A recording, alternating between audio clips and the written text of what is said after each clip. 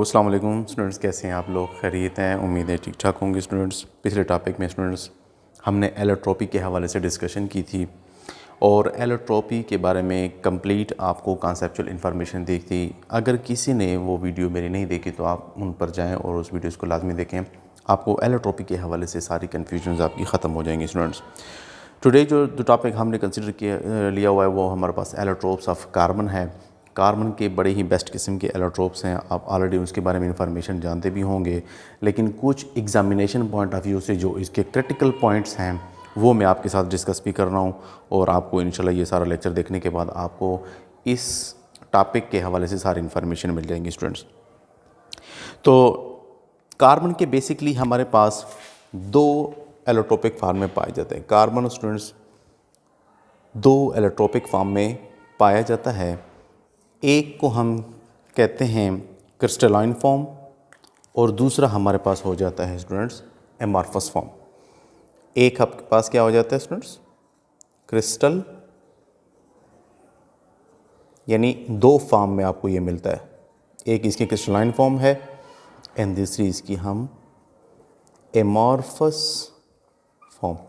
अब क्रिस्टलाइन और एमॉर्फस तो आप ऑलरेडी जानते हैं, मैं आपको पिछले वीडियो में भी ये सारा कुछ बता चुका हूँ। क्रिस्टलाइन की एक डेफिनेट अरेंजमेंट होती है, जबकि एमॉर्फस सॉलिड के अंदर कोई उनके अंदर जो एटम होते हैं उनकी कोई ख़ास अरेंजमेंट नहीं होती, कोई ख़ास तरतीब नहीं इनके एटम्स के अंदर पाई जाती। जबकि क्रिस्टलाइन सॉलिड के अंदर एक ख़ास डेफिनेट ज्योमेट्री होती है, 3 डायमेंशनल अरेंजमेंट होती है एटमों की उस सॉलिड के अंदर। तो मैं उन चीज़ों पे नहीं जाऊंगा स्टूडेंट्स, ये सारा डेटा मैं आपको पहले बता चुका हूँ। क्रिस्टलाइन फॉर्म की फर्दर जो है ना स्टूडेंट्स, इसको हम ना 3 कैटेगरीज़ के अंदर हम डिवाइड करते हैं। कार्बन की जो क्रिस्टलाइन फॉर्म है उसको फर्दर हम 3 कैटेगरीज़ के अंदर डिवाइड करते हैं। एक को स्टूडेंट्स हम कहते हैं क्या? एक को हम कहते हैं स्टूडेंट्स डायमंड, बहुत ही हाई लाइट रिफ्लेक्टिंग मटेरियल है और इसी वजह से इसकी खूबसूरती भी है। ये डायमंड कार्बन की एक फॉर्म है। इसी तरह कार्बन की एक दूसरी जो फॉर्म है वो है हमारे पास क्या? ग्रेफाइट। इसके ऊपर 1 बाय 1 मैं अभी डिटेल से बताता हूँ। और तीसरी जो हमारे पास एक फॉर्म है उसको हम कहते हैं फुलरीन्स। अब ये फुलरीन्स को आपने इसका एक दूसरा नाम भी सुना होगा जिसको हम बक्की बॉल्स भी कहते हैं। बक मिनिस्टर्स और उसके कुछ ऐसे दूसरे साइंटिस्ट हैं, उन्होंने इनको दरियाफ़्त किया था तो उनके नाम पर इसको हम ये भी कहते हैं। नेक्स्ट एमॉर्फस सॉलिड्स की अगर आप बात करें तो एमॉर्फस में हमारे पास कार्बन ब्लैक होता है स्टूडेंट्स, जिसको आप लैम्प ब्लैक भी कहते हैं, लैम्प ब्लैक। और दूसरी जो कैटेगरी है एक हमारे पास इसके अंदर कोक होती है। एक तीसरी कैटेगरी जो है वो हमारे पास क्या होती है स्टूडेंट्स? चारकोल। अब ये जो फार्म है ये एमॉर्फस फार्म है स्टूडेंट्स, इनमें कोई खास तरतीब नहीं पाई जाती और ये बनते पे ऐसे नेचुरली आपके पास ये कैसे आपको मिलते हैं स्टूडेंट्स? कार्बन ब्लैक या लैम्प ब्लैक की अगर आप बात करें तो अगर आप हाइड्रोकार्बन्स को अगर आप ट्रीट करें हीट के साथ, इसकी हीटिंग करें इन दी लिमिटेड सप्लाई ऑफ एयर, इसमें क्या हो? Limited supply of air. तो इससे जो चीज़ आपको मिलेगी स्टूडेंट्स वो हमारे पास कार्बन ब्लैक या लैम्प ब्लैक, बिल्कुल एक ब्लैक कलर के कोयले की शक्ल में। इसी तरह Coke and charcoal and Coke जो है स्टूडेंट्स, ये अगर आप वुड को या कोल को अगर आप हीट करें in the absence of air, तो इससे दो चीज़ें जो आपको मिलती है वो हमारे पास कार्बन की एमॉर्फस फॉर्म आपके पास ये मिलेंगी। इनको इंशाल्लाह मैं डिटेल में हाइड्रोकार्बन वाले चैप्टर के अंदर काफ़ी डिटेल से इंशाल्लाह स्टडी करूँगा। चूँकि एलोट्रोप्स हम डिस्कस कर रहे हैं कार्बन की जो मोस्टली डेली रूटीन में जिनके साथ हमारा वास्ता पड़ता है और आप बार बार इसके बारे में क्वेश्चन आंसर या MCQs के पर आते तो हमारे पास जो 3 इसके बेसिक टाइप्स हैं डायमंड, ग्रेफाइट एंड फुलरीन्स, इसको 1 बाय 1 थोड़ा सा डिस्कस करते हैं स्टूडेंट्स। वीडियो के साथ अटैच रहेगा। ये बहुत ही शॉर्ट चीज़ों में आपको मैं ये सारी चीज़ें भी एक्सप्लेन कर देता हूँ। तो सबसे पहले जो हमारे पास चीज़ है स्टूडेंट्स, वो है आपके पास डायमंड। डाई भी एक हाई लाइट रिफ्लेक्टिंग मटेरियल है, और इसी वजह से ही तो इसकी एक खूबसूरती होती है और इसकी दुनिया में डिमांड है स्टूडेंट्स। तो डायमंड बेसिकली है क्या? कार्बन की एक एलोट्रोपिक फॉर्म है। इसकी अगर आप थोड़ी सी जियोमेट्री को स्टडी करें तो each carbon in diamond is sp3 hybridized, sp3 hybridized. अगर आप लोगों ने हाइब्रिडाइजेशन नहीं पढ़ी या नहीं देखी तो इंशाल्लाह इसको मैं इंशाल्लाह आपको अगला जो मेरा लेक्चर है वो इंशाल्लाह इसी हाइब्रिडाइजेशन के हवाले से है, तो आप उसको मिस नहीं कीजिएगा। आपको इंशाल्लाह वो सारी इन्फॉर्मेशन वहाँ से मिली। यहाँ पर आप सिंपल समझाएं कि यहाँ पर जो ईच कार्बन एटम होता है ये sp3 हाइब्रिडाइज होता है। यानी अगर आप कार्बन एलिमेंट को देखें उसका एटॉमिक नंबर हमारे पास 6 होता है। इसकी इलेक्ट्रॉनिक कन्फिगरेशन अगर आप करें तो 1s2, 2s2 एंड 2p क्या हो जाएगा स्टूडेंट्स? 2। मोस्टली वैलेंस शेल जो होते हैं ना, क्या मोस्टली क्या होते हैं? वैलेंस शेल, यानी कार्बन का जो पहला शेल है वो सेकंड शेल जो है ना, मोस्टली ये वैलेंस शेल होता है। लास्ट शेल किसी भी एटम का वैलेंस शेल कहलाता है। पहले शेल में तो ये अगर उसका ये न्यूक्लियस है तो पहले शेल में 2 इलेक्ट्रॉन आएंगे स्टूडेंट्स, और दूसरे शेल में टोटल जो 6 हैं तो ज़ाहिर बात है 4 इलेक्ट्रॉन इसके अंदर आएंगे। तो वो 4 इलेक्ट्रॉन ये लास्ट जो शेल है इनके ही बॉन्ड फार्मेशन में हिस्सा लेते हैं। अब स्टूडेंट्स आप इंशाल्लाह वीपीटी में ये सारी चीज़ें, इसके अंदर काफ़ी सारी इन्फॉर्मेशन हैं, चूँकि मैं सारा चीज़ें इसी लेक्चर के अंदर नहीं बता सकता, वीडियो काफ़ी लेंथी हो जाएगी। तो सारी इन्फॉर्मेशन मैं इंशाल्लाह आपको अगले टॉपिक के अंदर काफ़ी डिटेल से बताऊंगा। तो स्टूडेंट्स होता क्या है कि एक्साइटेड स्टेट में इसको जब हम एनर्जी देते हैं तो यहाँ से इलेक्ट्रॉन एक चला जाता है इसके अंदर, और यहाँ पर एस के ऑर्बिटल के अंदर आपके पास 1 इलेक्ट्रॉन बच जाता है। यहाँ पर पी के अंदर आपके पास कितने बच जाते हैं स्टूडेंट्स? यहाँ पर पहले 2 थे तो 1 इलेक्ट्रॉन इस ऑर्बिटल के अंदर, 1 इसके अंदर, 1 इसके अंदर, यानी यहाँ पर पी के 3 ऑर्बिटल्स होते हैं, px, py एंड pz, और यहाँ पर s का 1।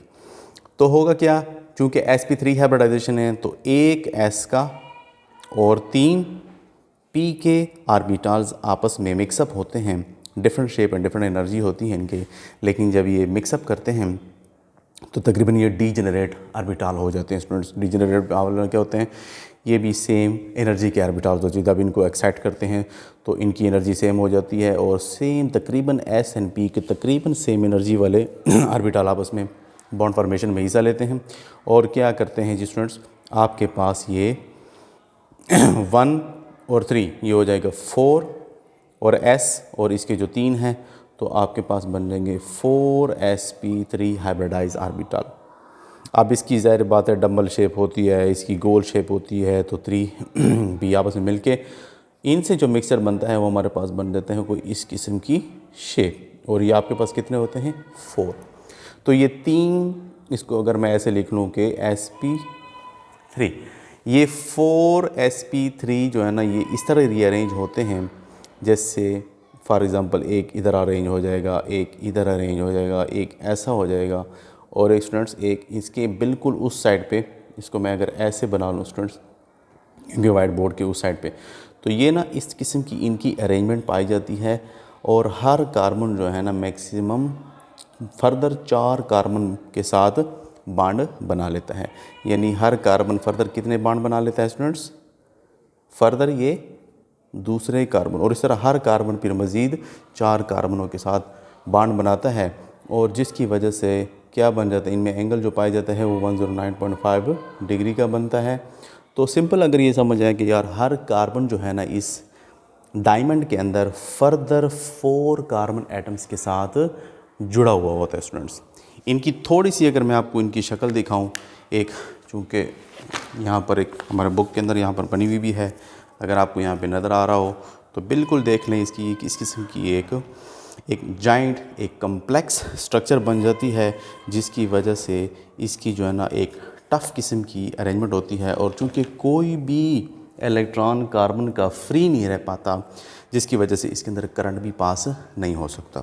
अब अगर अब इनकी हम कार्बन कार्बन बॉन्ड लेंथ की अगर हम बात करें तो वो हमारे पास चूँकि सारे सिंगल कोवलेंट बॉन्ड बनते हैं और ये आपके पास बनते हैं 154 pm यानी पिकोमीटर के, ये तकरीबन आपके पास इनकी बॉन्ड लेंथ होती है। हार्ड कोवलेंट स्ट्रक्चर है स्टूडेंट्स, और इनके जो मेल्टिंग पॉइंट है, बॉइलिंग पॉइंट है, ये सबसे ज़्यादा पाया जाता है क्योंकि इनकी हार्ड स्पेसिफिक ज्योमेट्री की वजह से स्टूडेंट्स। नेक्स्ट जो हमारे पास जो चीज़ है वो है ग्रेफाइट के हवाले से। उम्मीद है स्टूडेंट्स आपने इन चीज़ों को पिक कर रहे होंगे। मैं कोशिश कर रहा हूँ जितना आपको इनसे हवाले से समझा दूँ, क्योंकि वीडियो की लेंथ को भी मैंने बचाना होता है, और चूँकि 9 की कैटेगरी है तो उसी तरतीब से हमने इसको चलाना होता है। नेक्स्ट जो चीज़ है वो हमारे पास स्टूडेंट्स क्या है, ग्रेफाइट। ग्रेफाइट एक कार्बन की एलोट्रोपिक फॉर्म है, और इट्स की अगर हम स्ट्रक्चर करते तो इट्स की एक लेयर स्ट्रक्चर्स होती है स्टूडेंट्स। इसकी क्या होती है, एक लेयर स्ट्रक्चर्स होती है, यानी एक लेयर इस तरह बनती है, फिर उसके नीचे एक दूसरी लेयर होती है, फिर एक तीसरी लेयर होती है। और इन लेयर्स के अंदर अगर आप स्ट्रक्चर करें, अगर आप इस लेयर्स के अंदर अगर आप कार्बन को चेक करें तो कार्बन फॉर एग्ज़ाम्पल इस किस्म के एक हेक्सागोनल रिंग्स बनाता है, और इस हर पॉइंट के ऊपर एक कार्बन होता है स्टूडेंट। हर पॉइंट के ऊपर यहाँ पर जो जॉइंट्स हैं यहाँ पर कार्बन है, और हर कार्बन यहाँ पर फर्दर देखें, अगर आप देखें तो यहाँ पर भी एक कार्बन, यानी ये कार्बन फर्दर इस कार्बन से, इस कार्बन से और इस कार्बन से, अगर आप देखें तो हर कार्बन फर्दर 3 कार्बनों के साथ जुड़ा हुआ है। डायमंड के अंदर हर कार्बन फर्दर 4 कार्बनों के साथ जुड़ रहा था, जबकि यहाँ पर 3 कार्बनों के साथ जुड़ रहा है स्टूडेंट्स। तो यहाँ पर अगर आप वो पिछला वो चीज़ देखें तो यहाँ पर S का एक ऑर्बिटल था, मैंने बनाया था, और यहाँ पर P के कितने थे, P के हमने 3 बनाए हुए थे। तो यहाँ पर क्या होगा कि एक S का और 2 P के, एक S का और 2 P के ऑर्बिटल आपस में मिलते हैं, और इससे बन जाएगा 2 + 1 तो 3, और S का एक और P के 2 तो क्या हो जाएगा sp2, यानी इस किस्म की 3sp2 sp2 एक हाइब्रिडाइज ऑर्बिटल बन जाएगा। और ये बिल्कुल जिस तरह पंखे के 3 पर होते हैं ना, उस टाइप का ये आपके पास एक स्ट्रक्चर क्रिएट कर देगा स्टूडेंट्स। यानी ये बिल्कुल इस किस्म के, ये एक इधर से, एक ऐसे और एक ऐसे, एक कार्बन की अगर हम बात करें, और इनके ऊपर एक अनहाइब्रिडाइज ऑर्बिटल भी अवेलेबल होता है जो कि इस फॉर्म में उसके ऊपर मौजूद होता है। ये आपके पास एक sp2, ये आपके पास दूसरा sp2, ये आपके पास तीसरा sp2। इसी तरह बिल्कुल उसके बिल्कुल अपोजिट एक दूसरा कार्बन होगा, उनके भी ऐसे ही 3 sp2 और उसके ऊपर एक अनहाइब्रिडाइज होगा। तो मोस्टली होता क्या है कि sp2 आपस में ये लिंकेजेस करते हैं। फर्दर एक कार्बन फर्दर 3 कार्बनों के साथ जुड़ा हुआ होता है, और ये जो अनहाइब्रिडाइज ऑर्बिटल रह जाता है, इनका इलेक्ट्रॉन मोस्टली जो है ना वंडरवाल फोर्स क्रिएट कर रहा होता है। यानी यहाँ जो है ना ये जो लेयर्स हैं आपस में ये क्या होते हैं, आपस में वंडरवाल फोर्सेस के साथ जुड़े हुए होते हैं। अगर आप इसकी यहाँ पर तरह स्ट्रक्चर्स को मैं आपको दिखाऊं तो यहाँ पर इस किस्म की एक स्ट्रक्चर होती है, ये आपके पास लेयर स्ट्रक्चर्स हैं, और यहाँ पर आपको ये बिल्कुल नज़र आ रहे होंगे हेक्सागोनल रिंग्स इस किस्म के बने हुए होते हैं, इस किस्म के, और ये बिल्कुल आपस में इस तरह जुड़े हुए होते हैं। एक लेयर होती है, फिर उसके नीचे दूसरी लेयर है, फिर तीसरी लेयर है, और लेयर आपस में किससे जुड़े हुए हैं, वंडरवाल फोर्सेस से आपस में जॉइंटेड होते हैं, जिसकी वजह से इनके अंदर जो ना चूँकि ये अनहाइब्रिडाइज एक बॉन्ड मौजूद है, और ये रिस्पॉन्सिबल होता है for the conduction of current, यानी ये करंट को भी आसानी से पास आउट कर सकते हैं। इसके अंदर मोस्टली जो है ना, अगर कार्बन कार्बन बॉन्ड लेंथ की स्टूडेंट्स अगर हम बात करें तो कार्बन कार्बन बॉन्ड लेंथ इसके अंदर भी तकरीबन 141 पिकोमीटर के आसपास इसके अंदर बनती है। इसके अगर हम कार्बन कार्बन बॉन्ड लेंथ की अगर आप बात करें तो कितनी होती है, 141 पिकोमीटर। एक गुड कंडक्टर है, और चूंकि इनके जो लेयर्स हैं ये वंडरवाल फोर्स से जुड़े हुए हैं, तो ये वंडरवाल फोर्सेस चूँकि इतने हार्ड फोर्सेस नहीं होते, तो इनके लेयर्स आपस में एक दूसरे के ऊपर स्लिपरी मूवमेंट कर सकते हैं, जिसकी वजह से ये मोस्टली सॉफ्ट किस्म का एक सॉलिड है। क्या होते हैं, सॉफ्ट सॉलिड होते हैं। फाइनल जो हमारे पास जो टॉपिक है, फाइनल जो चीज़ रह गई वो है आपके पास बकी बाल्स के हवाले से। बकी बाल्स स्टूडेंट्स एक नई इन्वेंशंस हैं, ये लेटेस्ट चीज़ है, कार्बन की एक तीसरी जो हमारे पास इलेक्ट्रोपिक फॉर्म है, और ये मोस्टली एक केज लाइक स्ट्रक्चर, एक पिंजरे की तरह होता है। अगर आप इसको भी थोड़ा सा देख लें यहाँ पे स्ट्रक्चर के हवाले से, तो एक फुटबॉल की शक्ल ये आपको नज़र दिखा रहा था। और इसके अंदर भी अगर आप देखें तो एक कोई रिंग हेक्सागोनल होगा और कोई रिंग स्टूडेंट्स आपको ऐसा मिलेगा पेंटागोनल टाइप का, और हर जगह पर कार्बन जुड़े हुए हैं। और यहाँ पर भी कार्बन जो है स्टूडेंट्स मोस्टली क्या है, sp2 हाइब्रिडाइज्ड है। ये जो हमारे पास स्ट्रक्चर है, स्ट्रक्चर ऑफ बकी बाल्स के अंदर, इसके अंदर मोस्टली देखा गया है कि कार्बन के तकरीबन 6 एटम से ले 60 एटम से 100 तक एटम्स आपस में जुड़े हुए होते हैं, और इस किस्म की स्फेरिकल शक्ल फुटबॉल की तरह उनकी बन जाती है। ये मोस्टली हमारे पास सुपर या सेमी कंडक्टर्स के अंदर मोस्टली हम इसको स्टूडेंट्स यूज़ करते हैं। यहाँ पर भी कार्बन sp2 हाइब्रिडाइज है, और इसकी अगर हम देखें तो कार्बन कहीं कहीं पर आपको सिंगल बॉन्ड में भी मिलेगा, जिसकी क्या नाम है बॉन्ड लेंथ अगर आप देखें तो वो हमारे पास 143 पिकोमीटर होती है। बॉन्ड लेंथ क्या होती है, जब कार्बन के दरमियान जो लेंथ होती है बॉन्ड की, जहाँ पर ये जुड़े हुए होते हैं एक दूसरे के साथ, उसको हम कार्बन बॉन्ड लेंथ कहते हैं। और इनकी जो है ना सिंगल अगर आप बॉन्ड लेंथ देखें तो हमारे पास 143 पिकोमीटर होगी। और अगर आप इसकी स्टूडेंट्स क्या करें, अगर डबल बॉन्ड में मौजूद हो तो डबल बॉन्ड की जो है ना हमारे पास ये तकरीबन 138 पिकोमीटर इसकी बॉन्ड लेंथ होगी। तो स्टूडेंट्स आज के लिए इतना ही, इंशाल्लाह मिलते हैं अपने अगले वीडियो तक। अगर वीडियोज़ आपको अच्छी लग रही है तो इसको लाजमी तौर पर लाइक, शेयर और सब्सक्राइब करें।